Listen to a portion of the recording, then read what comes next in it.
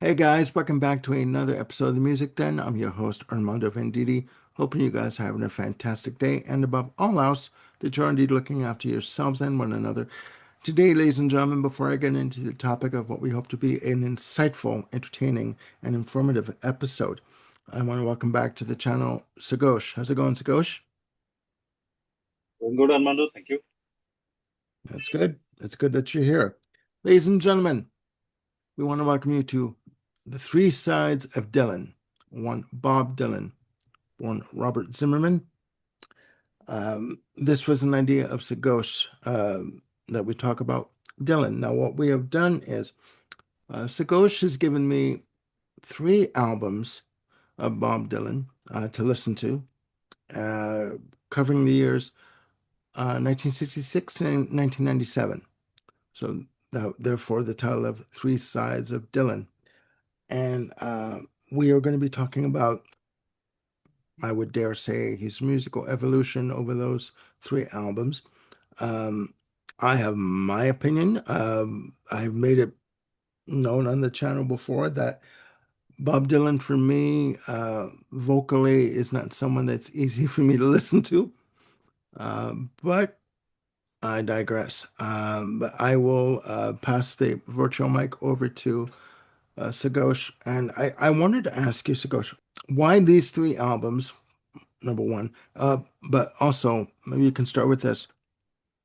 What drew you to Dylan's music in the first place? So Dylan was probably one of those figures that you tend to hear about as long as you've been listening to music. There's always somebody mentioning Dylan or playing you know some few evergreen famous songs of his. He's always in the consciousness, so to speak, and I think probably got into him. I mean, in the sense, got to know of him through some covers. I think early on, I'd heard maybe Joan Baez or Kingston Trio. I think doing "Blowing in the Wind" and Simon and Garfunkel doing "The Times They Are a Changing." That's Okay. pretty much where my Dylan journey started, and then I happened to listen to a copy of Bob Dylan's greatest hits, the first one. That's most of the early tracks, and immediately it struck me that there is a reason why I enjoyed those other covers, not so much Dylan. It took a long time for me to adjust to his vocal style. It's not easy. I mean, over a period of time, you realize that he is what he is, and he's a very take it or leave it kind of artist. You get him or you don't, and Hmm. that's okay. I think most people are fair enough and reasonable enough to accept his lyrical prowess and the idea that he's an important figure in popular music, while at the same time saying that his vocal or musical style is not to their liking. And I think that's a very fair opinion to have about him. I think a lot of people do have that kind of. You can't ignore him. It is impossible to ignore him. He is far too significant a figure in the history of Hmm. pop music. So he's there, and now he's Nobel laureate. So you absolutely cannot ignore him. But yeah, he's not for all tastes. And those who get him are able to see beyond that and just accept. I mean, I don't think there's anybody who really like actually loves Dylan musically. They probably, tolerate him musically because of the lyrics and, the whole mystique surrounding him. I doubt even the greatest fan of Dylan would actually, try to defend him on a musical standpoint. Hmm. Okay. But yeah, I mean, he grows on you. Once album after album, it starts getting a little easier, and then you find those few albums where he mellows down a little bit, uh, reduces the sneer, just becomes a little more comfortable to listen to as you get comfortable, as you get used to the style. Okay. Okay. Um, well, in doing my research just quickly this morning for this episode, I noted that I just want to get this information down and let people know. Now, over Bob Dylan's career, he has released 40 studio albums, 24 EPs, and 21 live albums. So, I mean, the man, you cannot say that he's not prolific in terms of his studio recording. So, I mean, yeah. Stuff just And keeps coming out. I mean, even now, every second year, he's putting out these bootleg series and what have you. yeah, and And a he lot of them just, are, unlike a lot of other artists, Dylan really doesn't deal that much in, outtakes and yeah, alternate versions and demos and stuff like that. A lot of the stuff that he puts out from the vault is actually unreleased material. And that just yeah, tells you the amount of work that he put in. yeah. No, and I got to say, I'll be honest with you, trying to get used to his singing style, like his voice, his delivery, it is a little difficult for me. And I do remember watching an interview with Joni Mitchell that she did for Canadian television uh, back about 11 years ago, or maybe longer, for the CBC, for the Canadian Broadcasting Corporation, and where she said she wasn't very flattering about Bob Dylan. They started out having mutual respect for one another, and she said that in the 70s, their friendship soured. And she basically said that he's basically a musical chameleon. He puts on all these different disguises as a singer, as a songwriter. That she was not very flattering. She's not very complimentary. I won't go into exactly what she said, but their relationship has soured over the years. And there was this one famous story where she was previewing her album, one of her albums for David Geffen. I believe it was Court and Spark uh, for uh, for David Geffen for Asylum, and they were listening to the album in his office, and Dylan was there listening to, and he fell asleep while he was listening to the album. He basically dismissed the album that she gave David Geffen, and I guess from there they really did not get along. It was not a good situation, but you can't get along with everybody. But um, and I did watch again, ladies and gentlemen. Um, if you want a good movie that talks about Bob Dylan from the early days, please pick up A Complete Unknown, which starring Timothy Chalamet. It depicts, tells the story of Dylan in his earlier days up until I believe it's the Newport Music Festival, where he goes electric. And it's a really good movie. The music is amazing. Timothy Chalamet's performance is stellar. So you really should pick that up. If you haven't seen it yet, what are you waiting for? Go check it out. Now, the three albums that we're going to be discussing. The first one is Blonde on Blonde. Uh, it's Bob Dylan's seventh release, uh, released on June 29th, 1966, uh, recorded from January 25th to March 10th of 1966 for Columbia Records, his longtime label, produced by Bob Johnston.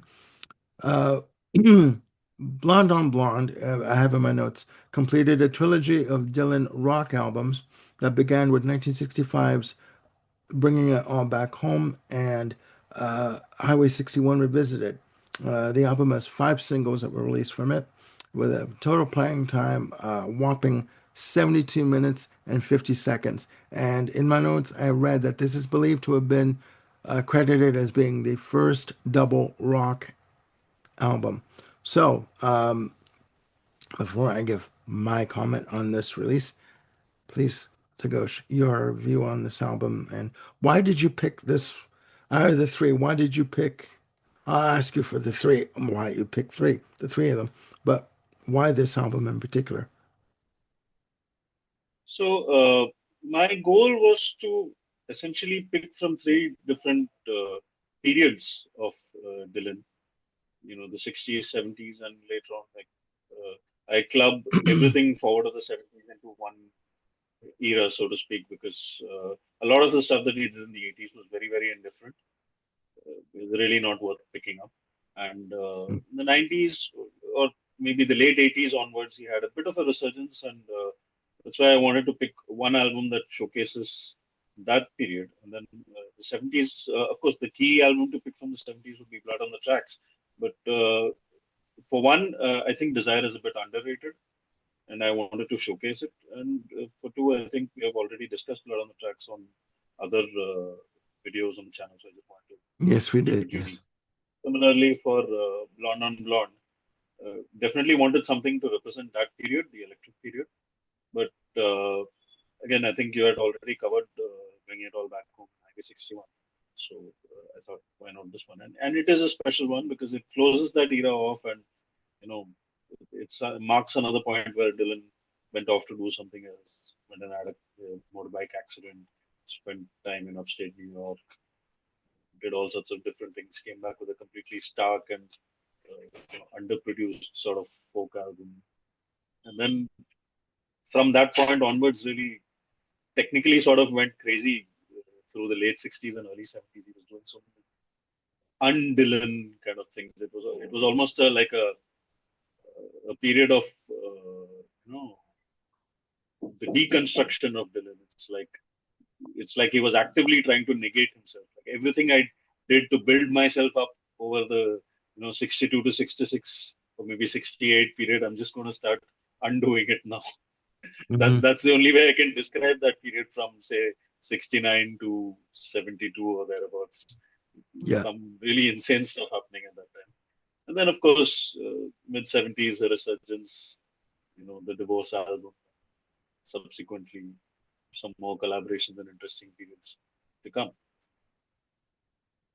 So yeah, Blonde on Blonde was picked mainly to mark an end of that era, and because it was the only album from the electric period, I think that wasn't discussed before. And of course, it is important in its own right, like you said, because it's one of the first, probably the first double album. I think Freak Out from Zappa probably came very close. Yeah. It was the same year. I'm not sure how many months of difference there were.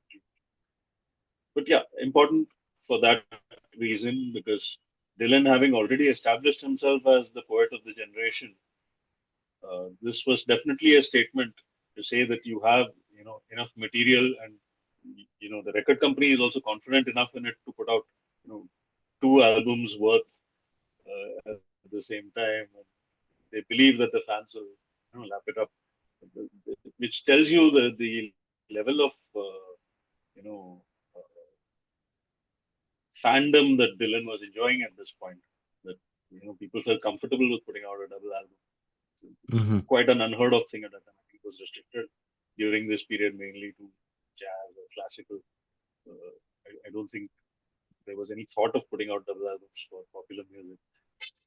And the fact that he had enough original material, Hmm. not no padding, no covers, nothing. So important from that perspective. Well, Also, even within the electric era, yeah, go ahead. no, I was just going to ask you, what did you think of his, just a little sidebar, what did you think of his work with the band when he teamed up with Yvonne Helm and Robbie Robertson and what did you think of their work I mean, the together? basement tapes. Yeah, I mean that was released in 75, right? Like, but Yeah, what my recorded, I think it was 67, 68. yeah, but and I guess my question is, he got a lot of criticism for working with the band when he went electric. What did you think of that period? Did you think that it was a valid step for him to take, or that that it shouldn't have been, it shouldn't have happened? What is your take on that? So I think apart from the basement tapes, I don't know. I know he went on tour a lot with the band. I think there's one live album before the flood or something, Yeah, which yeah, covers. I haven't ventured into too much of his live work, okay, so I'm not very familiar with that. More of a okay, studio person.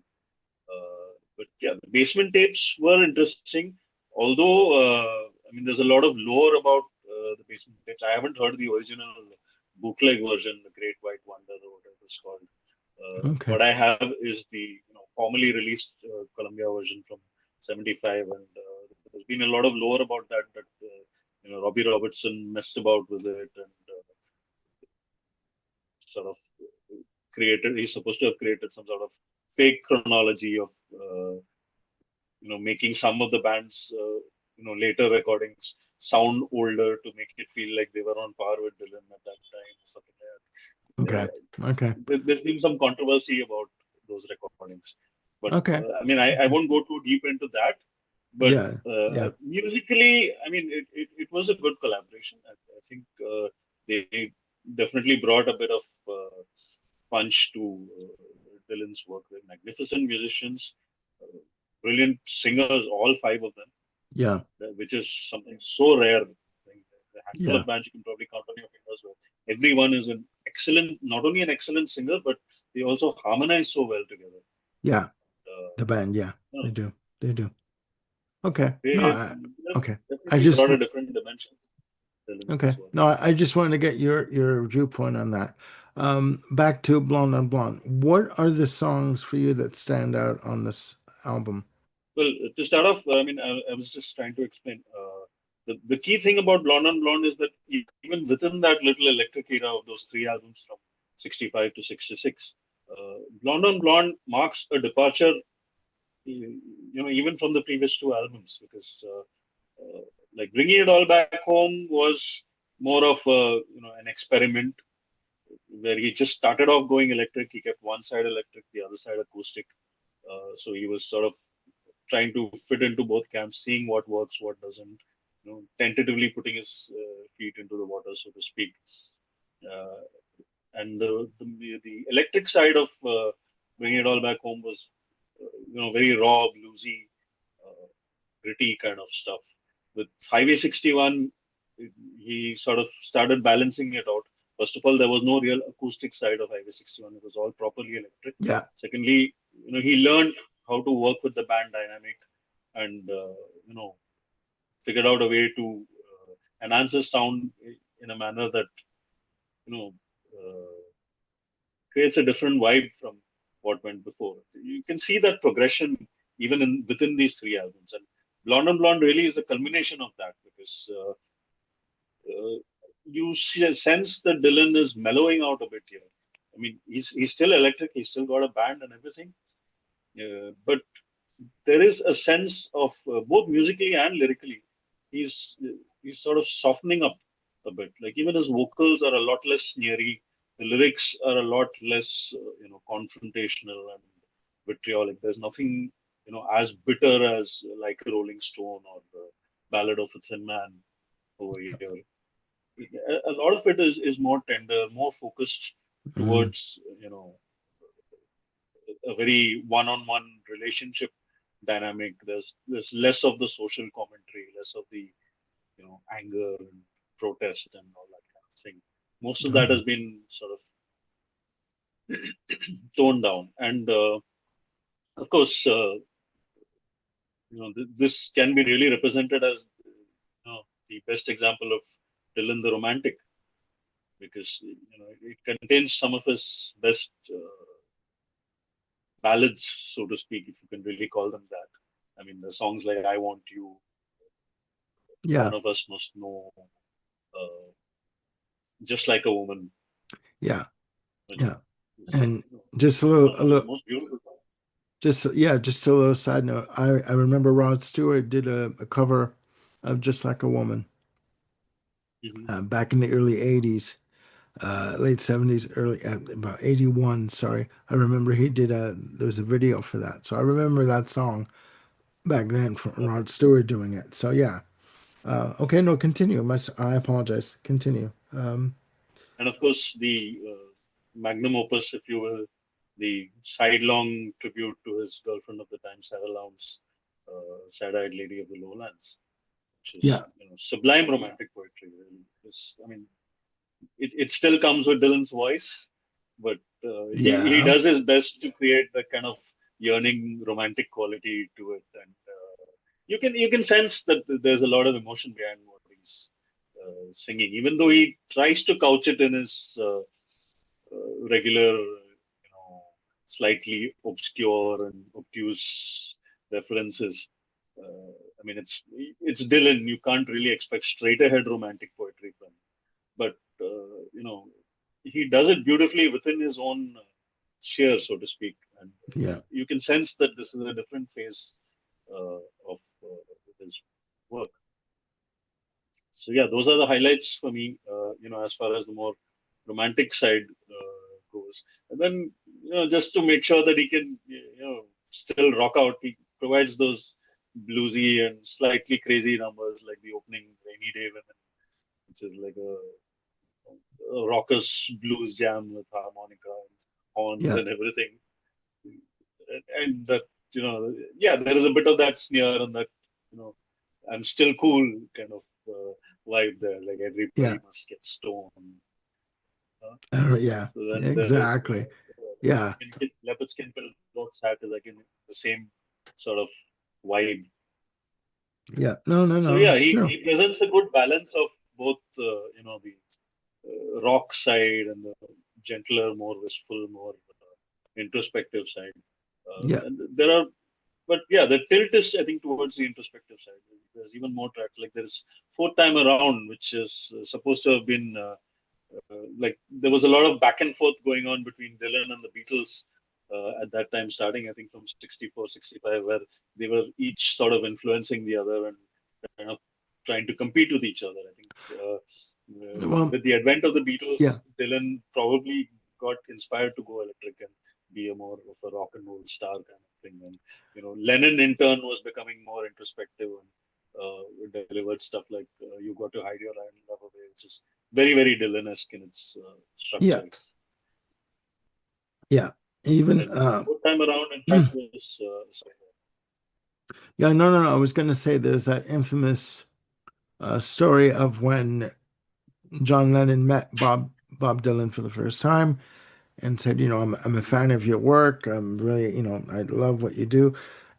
Bob Dylan basically said to him, "What, well, what is it that you do? Like you're not writing anything in your songs. Like your songs are basically shit. You're not writing anything that's relevant and that's meaningful." And John Lennon apparently was really, taken aback by that statement that, how dare you say that to me? But he obviously with songs like Norwegian Wood, like you gotta hide your love away, Norwegian Wood and stuff like that. He took what Dylan said and the critique and it affected him. And the songs started to change for the Beatles, you know, with Revolver and Rubber Soul. So yeah. You know what? specifically Norwegian Wood. So, yeah. Yeah, Yeah, so I was just going to say, ladies and gentlemen, there's a bit of a lag between Sughosh and I when we speak. So when I ask him something, I have to wait for him to respond because there's a bit of a gap between the signals. So forgive us for that, like, but no, no, no. I like the album. I mean, I again have said that I'm not a fan of his singing voice at times. And I've also said, for me, the one album where he doesn't sound like Bob Dylan is Blood on the Tracks from '75. But this album, I do like a lot. I do like it. I do need to listen to it some more. But, I think it's very, very courageous to do a sidelong epic track like Side-Eyed Lady of the Lowlands for side four that clocks in at 11 minutes and 23 seconds, and I'm sure Columbia at the time said, "What do you think you're doing? Like, that's too long. Like, why would you do such a thing?" And I'm sure Bob Dylan has always been an artist that stuck to his guns and did whatever he wanted to do. He never bowed down to record company pressure, I don't think, to record like 3-minute pop songs. Do you know what I mean? So I think this was very courageous of him to do for Blonde on Blonde. You know, and I think famously, with respect to the 3-minute pop song bit, he insisted on releasing "Like a Rolling Stone" as a single, unedited in its entire 6-minute form. yeah, yeah. The record That's company was like shocked with that. They said we can't do this. Nobody's going to listen to a 6 minute song, but he insisted. Regarding the length of Sad-Eyed Lady, I mean, he had already kind of uh, done songs of a similar length. I think It's All Right Ma, I'm Only Bleeding from Yeah. Bringing It All Back Home, clocks in about 9 and odd. And Hmm. Desolation Row from Highway 61 is also 11 and a bit, I think. Okay. Yeah. No, that's true There's, too. I Yeah. think because of the album sequencing and the fact that it's a double album, uh, I mean, if you think about it, 11 minutes is actually quite small for a for a whole side of an album. But it's just the way the sequencing happened that made it side long, so to speak. Yeah. Yeah. Yeah. No, it's okay. 11-minute songs were not really new for Dylan at this point. Well, for Dylan, no, but overall, like in terms of other artists, not very many artists Oh yeah, I mean he was were the only doing guy who this. was doing it. That is for Yeah. sure. At this Yeah. point of time, he was the only one who was doing it. No doubt Yeah. about that. Yeah. No, true enough. True enough. All right, ladies and gentlemen, we're going to jump to the second album on this list that Sughosh gave me. We're going to be talking about the album Desire, Bob Dylan's 17th release. And we are jumping ahead to 1976. The album was released on January 5th of 1976, recorded from July 28th to the 31st and on August 11th, and also on October 24th, 1975. Um, the album has a playing time of, uh, excuse me, 56 minutes and 13 seconds. Again, released on Columbia Records, produced by Don DeVito. Four singles were released from this album, featuring the one song I know of the album called Hurricane. Um, um, I believe it was talking about this, telling the story of, I believe it was Reuben Carter, the boxer who was wrongfully convicted of a triple murder. Now, these songs were recorded over a few months, recorded between July to October of 1975. Uh, More lengthier compositions, aside from, Sad-Eyed Lady of the Lowlands, but more lengthier compositions featuring guest vocalist, backup vocalist Emmylou Harris on this album. This is a really good album, but I'll give my opinion um, at the end. Sughosh, why Desire? Why did you pick this album? Desire I picked as a representative of his 70s work because I mean Blood on the Tracks is not only 70s for me. That's like the definitive Dylan album. I mean, it is my go-to favorite.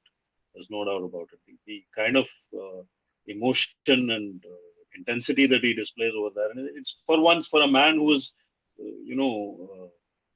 always putting on these different personas and creating this mystique about himself, and never letting you know who the real Dylan is.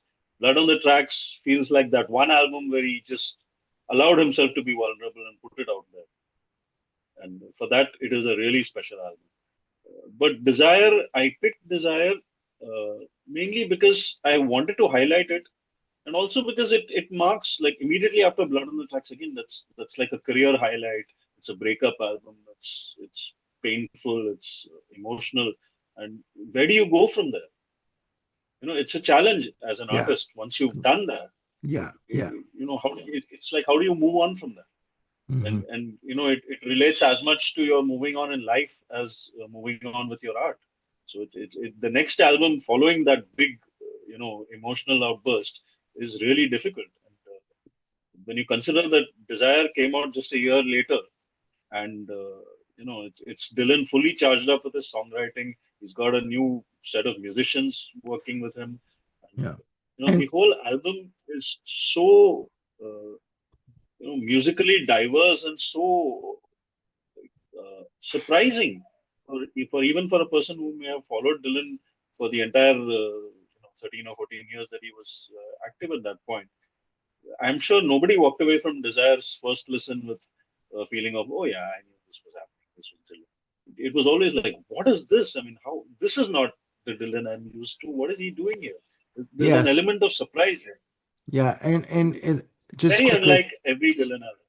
yeah. Yeah, go Sorry, ahead. I was just gonna say, also, ladies and gentlemen, and Sikosh, you're gonna have to help me, maybe help me with this title of the film. He was also doing a tour in 75 called the Rolling Okay. Thunder Review. Okay. That it was a tour that he undertook with a group of well-known musicians, Roger McGuinn of Birds, Mick Ronson, you know, worked with David Bowie. Joni Mitchell was also on this tour that he took around North America. There was a documentary, as you see from the graphic Mm. that I just put up, of this tour, which I will be buying because I watched it on Netflix. But he this was a really busy and prolific time for Dylan in terms of recording. This is one of two albums that he released in '76, I believe. Um, I may be wrong, but I do remember reading something about that. But yeah, please continue about Desire, your review on this album. The other may have been a live album. Yeah, it Studio could be. wise, in fact, this was actually a less prolific time for Dylan because between 75 and 79, he had a bit of a gap. Okay. Well, not much actually. Like 75, 76. Yeah, 77 was a gap. Yeah, 77 was 1 year where he didn't put out anything. But yeah, basically, after Desire, he put out Street Legal in 78 and then Slow yeah, Train that's coming right. in 70. That's right. Yeah. But yeah, this was the start of a very short phase in Dylan's career. Basically, two albums, Desire and Street Legal, which I would club together as a sort of companion pieces, because they both have this sense of uh, Dylan working more collaboratively, not necessarily as a songwriter, but more of having a lot more musicians backing him, having different sort of instruments, not going for the traditional two guitars, bass and drums kind of approach. There's a lot more variety in the music. There's a lot more backing vocalists and things like that.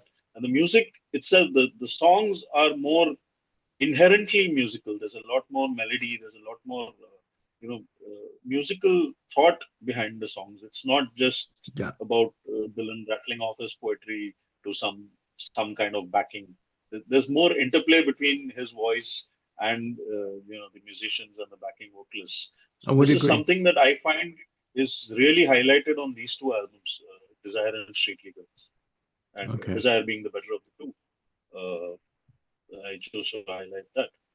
And one of the key differences that really make Desire stand out from the rest of his career, I think, to the best of my knowledge, I may be wrong, but I'm sure this was only the first instance in Dylan's career where he put out a whole album with a shared songwriting credit.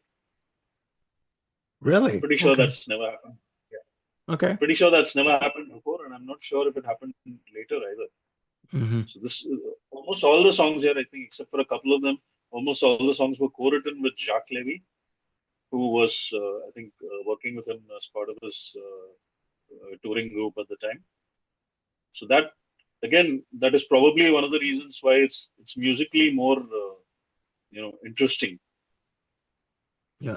It's more melodic. It's got more, punch musically. It's not a straight ahead roots folk blues kind of album. There's a lot more happening. And of course, Emilio Harris on backing vocals creates a whole different universe. I Yeah. mean, Yeah. you just need to have her on, and everything changes. I personally think that As the Emmylou backing Harris's work on this album, her vocal delivery, and uh, uh, along with Dylan, I think she adds a different dimension to the music and just absolutely. a good creamy texture. You know what I mean? Like just makes it more, for me, more palatable in terms of the yeah, in terms of the And vocals. And surprisingly, for someone like Dylan, with the kind of voice and the kind of vocal delivery he has, you wouldn't really expect anyone to harmonize with him. yeah, but she does. It doesn't seem intuitive, but she does it, and she does it beautifully. She does So very, that very really beautifully. adds a whole different dimension to it. And of Yeah. course, last but not least, I would like to mention, you know, possibly the first element of Desire that really hits you in the face that this is something different coming from Dylan is the violin of Scarlett Rivera.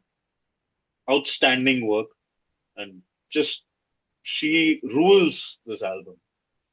I mean, Hmm. she's everywhere, and she really puts her stamp on it. Hmm. That really makes the song this record stand apart, because it's the only album I think where she worked with Dylan, and Okay. that violin is such a strong part of this album. It's really, one of the heroes of the album. Makes a Yeah. huge difference to the sound.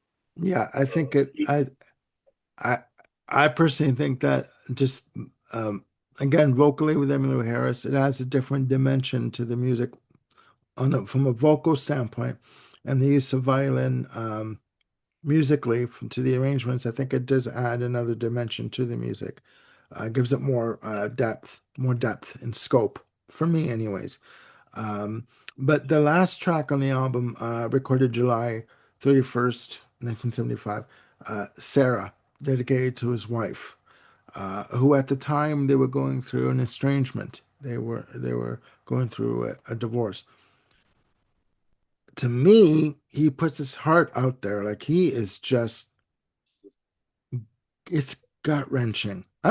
It's just, and just to let everyone know that this is what he's feeling and this is what he's going through personally. That takes a lot of courage, like for a singer to do that overall. So, what is your take on that song? I just it stood out to me that one it's an song. absolute highlight. And in fact, Desire is one of the albums I would pick from Dylan's entire career. And in fact, even overall, I remember sometime back I had done a Twitter challenge for best bookend albums, like albums with the best opening and closing tracks. And I Yeah, had picked Desire as one of them because, Hurricane is one hell of an opener, and Sarah is an unbelievable closer. It's I mean, it's, as you said, it's gut wrenching, it's emotional, it's very direct, very vulnerable. He's putting himself completely out there. And the more beautiful aspect, I think, is that not only does it close the album, it gives the feeling of Dylan himself, treating it as a sort of closure for him personally, because he's just put out this whole album, Blood on the Tracks, which is dealing with, the bitterness and the hurt of what he's going through at the time. And with particularly with Sarah closing this next album, it's almost like he's saying, "Okay, I've learned to live with it. I've learned to move on. I've learned to just, accept the good times for what they are, count yeah, them out, speak about them, and accept that this phase of life is over, and just take the beauty for what it was and leave the rest." Like the way he talks even on the song about the past, and there's a line which goes, "Writing Starlight Lady of the Lowlands for you." So it's like a reference to his own past and their life together. yeah. And I think the best line for me is where he says, "Sarah, so easy to look at, so hard to define." It Yeah. sums up you know the relationship so perfectly. It's like, you know I do love you, I have loved you, but there are some things I just can't understand. And Or that's a very beautiful way to close a relationship. he's also saying that after being together all this time, I still don't know everything about you. Exactly. And Exactly. that's hard to admit. If you're married, say for like any length of time, 5, 10, 15 years, any type of relationship that you think you know somebody and then you realize, wait a minute, I really don't. And that is hard to admit for some people, like really. Yeah, no, I agree with you. I agree with you on 2 points. That well, one in particular, that this album has a good bookends, like good bookends in terms of a good opening track and a good ending, a good final track on the album. So, yeah, no, it's true. You're right. You're right. Um, and I am going to get myself a copy of this album. I will. That and Blood on the Tracks. I'm going to get those two albums together. Um, All right. Now the final album we're gonna talk about, um, in this list of Dylan albums is Time Out of Mind.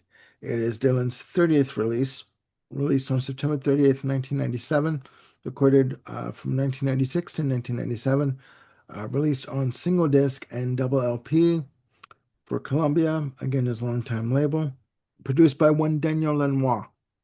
As you know, he's worked with many people, Emmylou Harris included. He's worked with U2, Brian Eno extensively. Um, Dylan has stated that, from what I've read online, that this album, although it's a good album, he says it was a difficult album to record. And he says, ask anyone that worked on this album, any of the musicians, the recording personnel, producer, engineer, ask anyone, and they'll tell you that this was a challenge to record. Um, Now, what is your view on this album, and why did you pick this album as part of the three? So, like I said, for most of the 80s, Dylan was putting out fairly indifferent kind of stuff. I mean, he started off the 80s with his Christian phase, with Short of Love and Saved. And the only other highlight I could think of in the 80s was Infidels, which is definitely a very good album, featuring Mark Knopfler, who brought a lot of freshness to the sound. Of course, he'd already worked with him on Slow Train Coming, but Infidels being, the sort of declaration of Dylan moving out from his Christian phase and coming back to more standard folk rock kind of thing. So that is a good album. It's one worth highlighting, worth picking up. And his previous album was Lanois from 1989, I think, Oh Mercy. That's also a good album. I picked Time Out of Mind because, first of all, I think even though Oh Mercy was produced by Lanois, I don't think uh, it really explored the full range of his production techniques. I think uh, it was still more acceptable as a conventional Dylan album. I think this is Hmm. the album where Lanois gets a stronger artistic control, which may have been one of the reasons why Dylan found it difficult because he's not traditionally been one who likes to cede any artistic control. So Yeah. that Well, that may have been one of the reasons for the conflict. yeah. Uh, Well, I'll just say this too. Danielle Lanois said that they met in a New York hotel room, and Dylan read him the lyrics to the songs. And Lanois said that the lyrics to him dictated the kind of music that they were going to record for the album, and he wanted to stick to that. Um, and Okay, I mean, it's what you want to do. Yeah. Sorry, I didn't mean to cut you off. Please continue with what you're saying. So yeah, I mean, I wanted to highlight it as an album that really is very different in its sound. It's that one Dylan album. I think even after this, after Time Out of Mind, every album that he's put out, some have been acclaimed, some have been okay. Uh, the music has been more or less straightforward, roots rock, or even some old style, folk jazz kind of elements for albums beyond 97.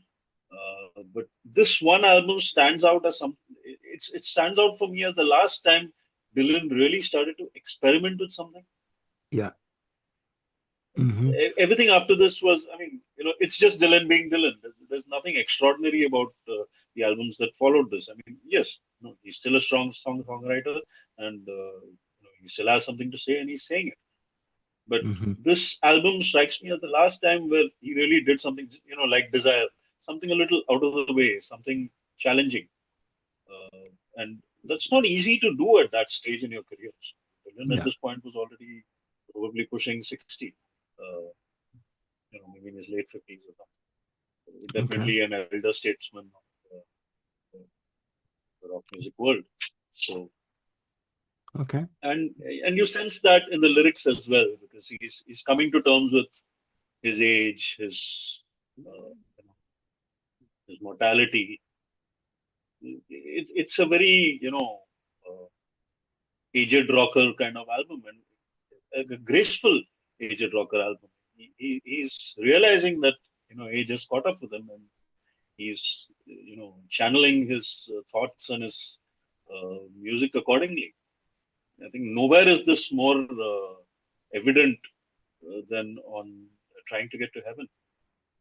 Because it's just like he's recounting his whole life and saying, I've done this, I've done that, I'm just trying to get to heaven before they close the door.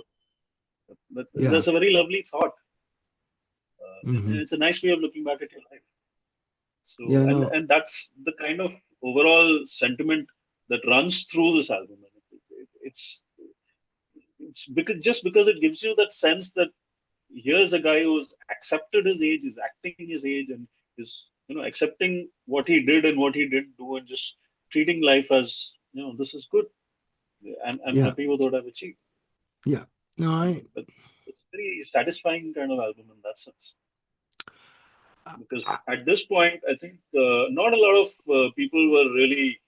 I mean, it was almost like the 90s were when the first generation of rock, so to speak, was really getting to that senior age. So yeah. it was a time when they all had to kind of reinvent themselves and have a relook at their careers and what they really wanted to do at this point. So then you had some people like the Rolling Stones who just kept doing the stuff they've always done. I mean, I Yeah. think Mick is still 25. So, there are some people who do that, and well, the fans love it, and I guess they love it. But people like Dylan, they obviously want to take a more, intense look at what's happening. The other one I can think of is Neil Young, who again had something of a career resurgence in the 90s, Hmm. and Springsteen. But you could argue that Springsteen never really went away. He was always in there. Yeah, I I agree with you. I think this album, Time Out of Mind, I think that this album, Dylan wanted to stretch a little bit in terms of, or yeah, in terms of, I mean, he may say that now that, or he may have said after the release that the album was difficult to work on and etc. But I think maybe production wise, he wanted to stretch a little bit, and I think maybe he with Daniel Lanois, I think maybe he let go of the controls a little bit in terms of production. Um, I mean, vocally, he's singing in a lower register, more husky uh, voice, like in terms of his vocal range. But I think that, yeah, I think he just wanted to. First of all, this is an album for him, even though this was seen as a return to form, like a resounding success for for Dylan in terms of the critics and the fans. I think this was very much an album for him, what he wanted to do, you know, and you know, forget what the critics say, forget what the fans want, but this is what he wanted to do, and I think it's an interesting album. I need to sit with it some more, but yeah, I think it is a good album, and I think the Roll. Okay, you mentioned the Rolling Stones. All due respect to the Rolling Stones, there was a time when if the Rolling Stones released another greatest hits with one or two songs, everybody was happy, including the Stones. Uh, but do you know what I mean? It's like, oh, okay, another greatest hits, another greatest hits, and they're not the only band that did this at the time, around that time. So, Queen did it too. A lot of other bands did it.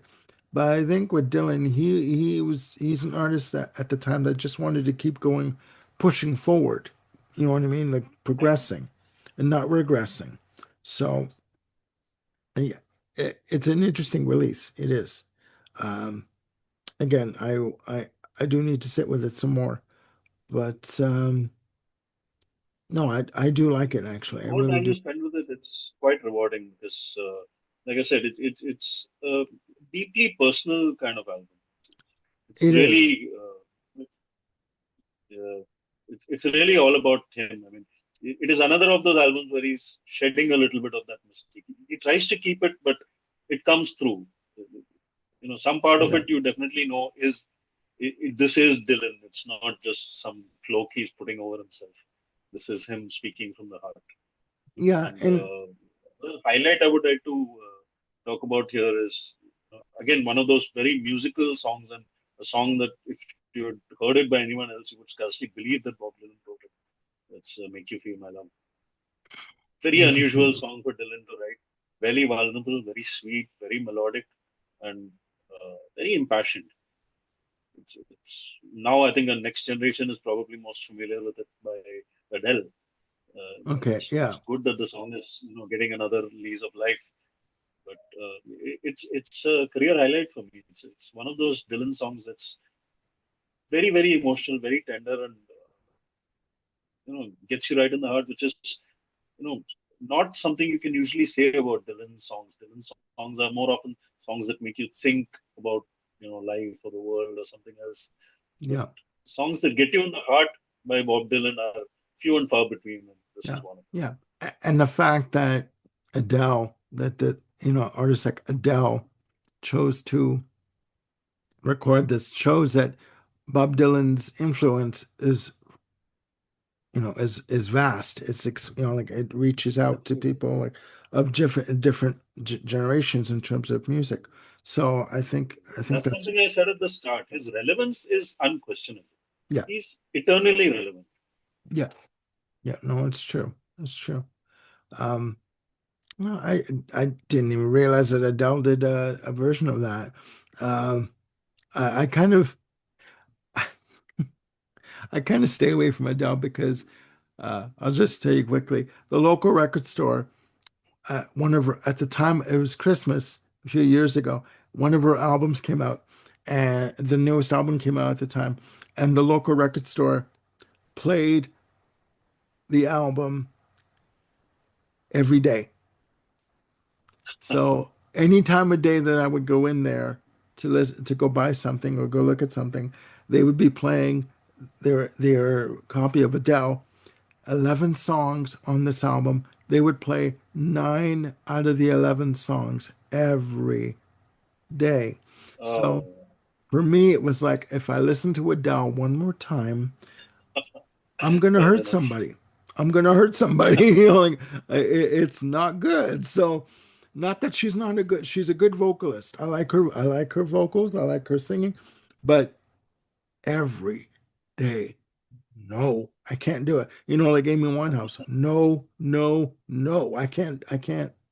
And I'm not even going to go to rehab. I'm just saying. I'm not gonna. I just can't.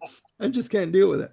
But the fact that an artist like Adele picked "Make You Feel My Love," and again, it shows the influence and the relevance that Dylan still has, to contemporary artists as well as back in the '60s when he began. So that is that says a lot in terms of this artist's relevance and importance in modern music and music overall. You know, I think it's amazing. I think it's fantastic. A Um, hell of a legacy. I mean, yeah, he does. it's He only a does. handful of artists who can claim to be in the same space. Yeah, no, uh, yeah, very few in between that can say that. Um, but this has been an interesting list to go through, and I mean, is there anything else that you want to mention about Dylan, like in terms of the albums? And okay, here's a question I want to ask you. If you are getting into Dylan, if you're brand new and you want to start listening to Dylan, what are the three albums that you would pick, or at least one album that you would pick for someone that's for an album for a novice that would be easily digestible, like as a good gateway into Dylan? You can pick as many as you want, but I think like, definitely I would probably avoid a lot of his 60s work because that's where the vocals are fairly abrasive. hard to get into. But my go-tos would be Blood on the Tracks and Desire. I mean, they are pretty intense and not not easy listening in that sense, but they're just so good and they represent, a period when he was really at his peak as a songwriter and a musician. And I think if you want to highlight, you know, the powers of Dylan at his peak, I think I would go with Blood on the Tracks. Hmm. Okay.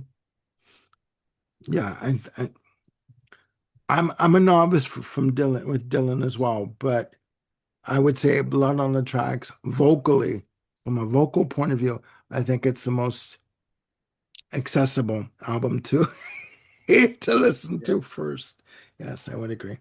Um, That said, I mean, I don't consider it a particularly great album musically, but if you really want to hear Dylan shedding a lot of this, sneery nasal delivery and go for a very traditional, very uncharacteristic kind of vocals, you should really check out Nashville Skyline. Nice. Very, So, very unlike what you expect from Dylan. okay. It's So, very musical. It's almost almost classifiable as easy listening. It's that pleasant. okay. It's also probably the reason it doesn't get ranked that much. But was probably the first time he really went out and experimented in that sense. In a way that nobody expected him to. He actually went like soft and mellow and comfortable and almost croony. Yeah. Okay.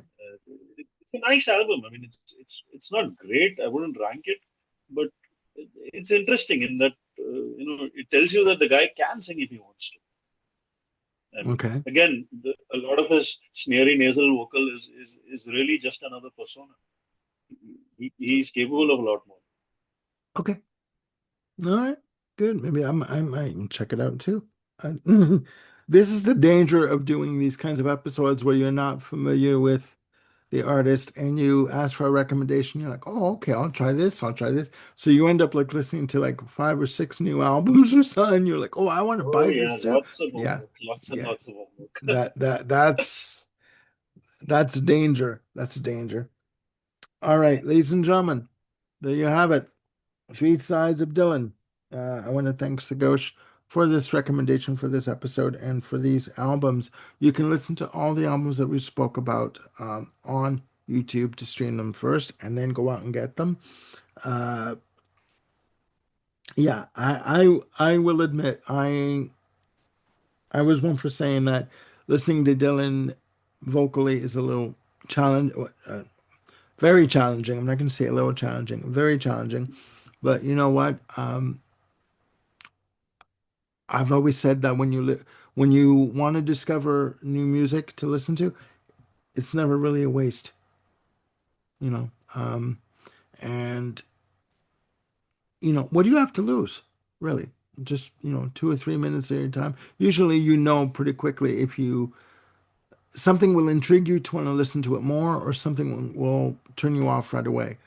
But then something will always bring you back to it again. So I think that that's valid in and of itself.